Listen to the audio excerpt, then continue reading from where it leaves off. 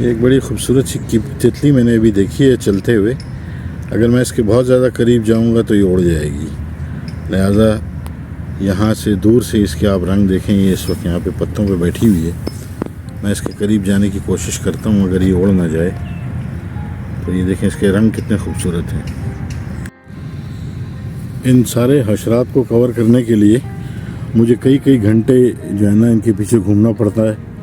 और इस बात को अब मैं मान गया कि नेशनल ज्योग्राफिक वाले दिन रात क्यों परिंदों और जानवरों की जो तस्वीरें बनाते हैं, उनकी वीडियोस बनाते हैं, उनकी ताक में बैठे रहते हैं। इसका अंदाज़ा मुझे इनके पीछे घूमने से हुआ। ये देखिए मैं इसको जूम कर रहा हूँ यहाँ पे। ये हमारी पार्कों में अल्लाह ताला की पैदा की हुई मखलूक घूमती फिरती रहती है।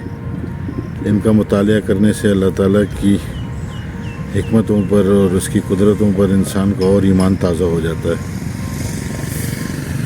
ये देखिए मैं इसको जूम करता हूँ।